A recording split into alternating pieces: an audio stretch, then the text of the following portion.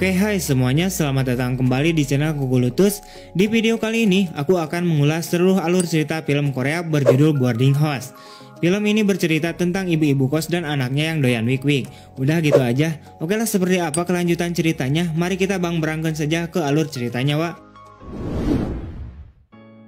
Film dibuka dengan seorang pria muda yang bernama Yeon-gi. Ia adalah seorang mahasiswi baru dari desa yang baru saja tiba di kota Seoul.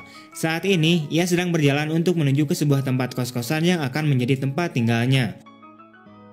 Setelah sampai di kosan tersebut, Yeon-gi kemudian memanggil-manggil pemilik kosan itu. Akan tetapi tidak terdengar jawaban.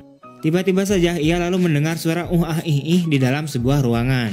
Dengan wajah beleonya, ia pun penasaran dan ngintip dari pintu ruangan tersebut. Setelah itu, ia kemudian hokcai olhok baringacai atau istilahnya terkejut. Ternyata suara ih itu berasal dari si ibu-ibu yang sedang bermantap-mantap dengan seorang pria muda. Setelah melihat itu, ia pun balik lagi ke tempat awalnya, berpura-pura lugu dan tidak melihat hal tersebut. Yeon-gi kemudian kembali lagi memanggil-manggil pemilik kosan tersebut. Tak lama kemudian, seorang ibu yang telah selesai bermantap-mantap itu keluar dan menyapa Yeon-gi. Ternyata ibu-ibu itu adalah pemilik kos-kosan di situ, dan pria yang bermantap-mantap dengannya itu merupakan anak kos yang tinggal di kosannya. Pria tersebut bernama Daki. Sementara untuk ibu kos kita sebut saja namanya sebagai Mak Jua. Yeon-gi lalu diajak masuk oleh Mak Jua ke dalam ruangannya. Setelah di dalam ruangannya, Yeon-gi memberitahu Mak Jua bahwa ia datang ke sini untuk tinggal di kos-kosannya selama berkuliah di Seoul. Mendengar hal itu, Mak Jua dengan senang hati menerima Yeon-gi untuk tinggal di kos-kosannya dan mengantarkan Yeon-gi ke kamar kosnya. Pada keesokan harinya, Mak Jua masuk ke dalam kosan Yeon-gi untuk membangunkannya. Melihat hal itu, Yeon-gi kaget karena burungnya berdiri tegak, akan tetapi itu bukanlah suatu keadilan. Sontak Yeon-gi pun langsung menutupi burungnya. Setelah itu, Mak Jua menyuruh Yeon-gi agar ia bersiap-siap untuk berangkat kuliahnya. Singkat cerita, setelah selesai berkuliah, Yeon-gi langsung menuju ke sebuah perpustakaan untuk bertemu dengan salah satu temannya. Kita sebut saja temannya ini bernama Dul. Di sini mereka ngobrol-ngobrol santuy. Namun beberapa saat kemudian, Dul menunjukkan sebuah kaset Pidgit Plus Plus kepada si Yeon-gi. Melihat itu, Yeon-gi kegirangan dan langsung meminjam kaset tersebut. Setelah itu, Yeon-gi bergegas untuk pulang ke kosannya. Tiba-tiba saja saat Yeon-gi kelelahan dan duduk di depan gerbang kosnya, ada seorang wanita yang menghampirinya. Wanita ini bernama Maria, di mana ia adalah anak dari Mak Jua, si ibu kos-kosan. Maria kemudian membantu Yeon-gi untuk berjalan menuju ke kamar kosnya. Setelah sampai di dalam kosan Yeon-gi, Maria kemudian melepaskan semua kancing baju Yeon-gi dan ia berniat untuk bermantap-mantap dengan si Yeon-gi ini. Akan tetapi karena Yeon-gi terlalu tegang, ia malah ketakutan dan menolak ajakan tersebut. Sementara itu, Maria yang udah basah, ia nampaknya kecewa dan bergegas untuk pergi keluar dari dalam kamar kosnya Yeon-gi. Beuh, diberi jatah kagak mau, kampret sekali. Pada keesokan paginya, terlihat si Yeon-gi baru saja bangun tidur. Ia kemudian menggosok giginya sambil berjalan-jalan dan melihat sekeliling tempat kosnya. Tiba-tiba saja ia terkejut ketika ia melihat Maria dengan pakaian yang sangat aduhai. Ketika melihat itu, burungnya berontak lagi, namun yang pasti ini adalah keadilan. Ia kemudian bergegas menuju ke kamar kosnya. Setelah itu, Yeon-gi agak kesusahan untuk memakai celana lepisnya karena burungnya masih berdiri dengan tegak. Beberapa saat kemudian, tiba-tiba saja Mak Jua masuk ke dalam kosan Yeon-gi. Ia berniat untuk mengambil pakaian kotor di kosan Yeon-gi. Sontak Yeon-gi pun kaget dan langsung menutupi sarang burungnya dengan tangannya. Saat Mak Jua ingin mengambil baju-baju kotornya, secara tak sengaja Yeon-gi melepaskan tangannya yang menutupi burungnya itu. Akhirnya, Mak Jua melihat burung Yeon-gi yang sedang berdiri dengan tegak.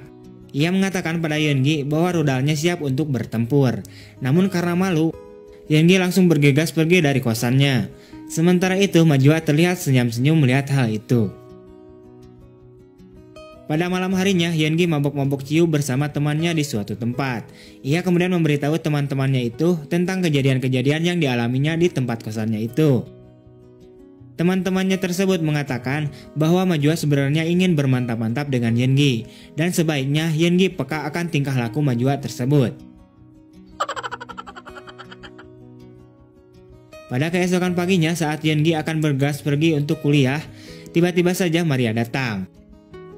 Maria memberitahu Yeon-gi bahwa hari ini dirinya sedang ulang tahun dan mengajak Yeon-gi untuk pergi jalan-jalan.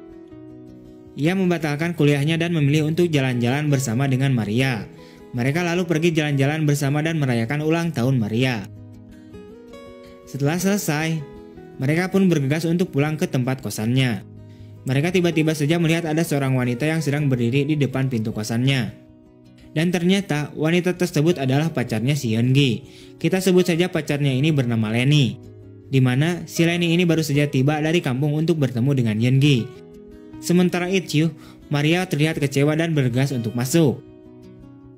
Yeongi kemudian mengajak Lenny untuk masuk ke dalam kosannya dan mulai memperkenalkan pacarnya itu kepada Majua. Namun di sini nampaknya Majua tidak suka kepada Yeongi atas tindakannya itu. Setelah itu Yeongi pun masuk ke dalam ruangan kosannya. Selang waktu beberapa saat, tiba-tiba saja Majua masuk ke dalam ruangan kosan Yeongi. Ia membawa pakaian Yeongi yang sudah dibersihkan. Lalu Majua menyuruh Lenny untuk ikut tidur bersamanya. Pada keesokan paginya, terlihat Lenny yang sedang cuci muka. Tiba-tiba saja Daki menyapa Lenny dan ia mengatakan padanya bahwa ia adalah temannya si Yeongi. Dan dengan kampretnya, ia malah ngajak pacarnya Yeongi untuk jalan-jalan melihat ramainya kota. Sementara itu, Yeongi hanya diam saja tanpa berkata apa-apa. Pada akhirnya mereka pun jalan-jalan di suatu keramaian di kota. Setelah itu mereka kemudian duduk di suatu tempat yang sepi. Di sini si Daki dengan rasa gregetnya, ia berniat menyasar liang Cipapang si Lenny. Akan tetapi Lenny menolaknya dan berhasil melawan si Daki sampai terjatuh. Setelah itu ia bergegas untuk pergi dan sekaligus untuk pulang lagi ke kampung halamannya. Karena ia merasa bahwa di kota tidak aman untuk dirinya. Sementara itu, Yeongi yang mengetahui hal tersebut, ia bergegas untuk menyusul Lenny ke stasiun. Akan tetapi, ia sadar bahwa dirinya telat untuk menahan Lenny, karena Lenny telah berangkat dengan kereta Sene meninggalkan Yeongi. Singkat cerita, Majua terlihat mengantarkan sebuah makanan untuk Yeongi. Setelah sampai di dalam kosan Yeongi, di sini Majua menyuapkan makanan pada Yeongi, karena Yeongi sedang sibuk mengerjakan tugas kuliahnya. Namun beberapa saat kemudian mereka pun jadi bermantap-mantap deh.